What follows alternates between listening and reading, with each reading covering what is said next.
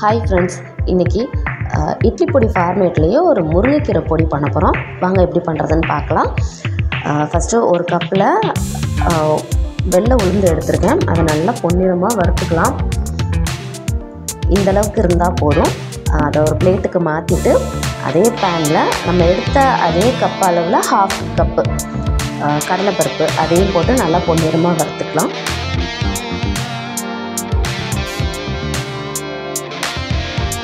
எல்லாமே இந்தளவுக்கு இருந்தால் போதும். ரொம்பவும் இதாகிட்டால் கருப்பாயிடும், கசப்பு தட்டிடும். ஸோ அதுக்கப்புறமா அதே கப்பில் கடலைப்பருப்பை விட கம்மியாக பொரிக்கடலை அதையும் எடுத்து வறுத்து வச்சுருக்கேன். கொஞ்சமாக எண்ணெய் விட்டுட்டு தேவையான அளவு காரத்துக்கு மிளகா போட்டிருக்கேன்.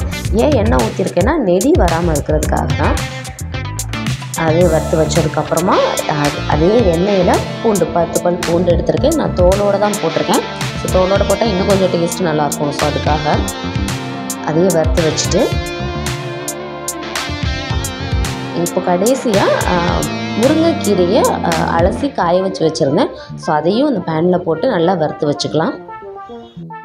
நீங்கள் முருங்கைக்கீரைக்கு பதிலாக கருவேப்பிலை கூட சேர்த்துக்கலாம்.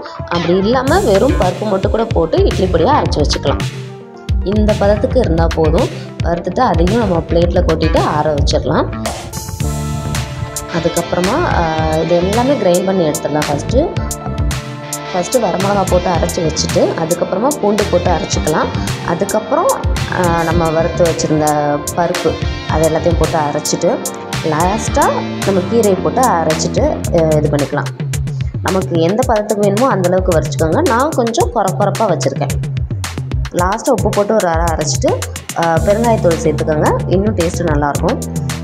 அவ்வளோதான், நம்மளோட கீரைப்பொடி ரெடி ஆயிடுச்சு. இது பார்த்திங்கன்னா இட்லி, தோசை, சாதத்துக்கும் கூட சூப்பராக இருக்கும்.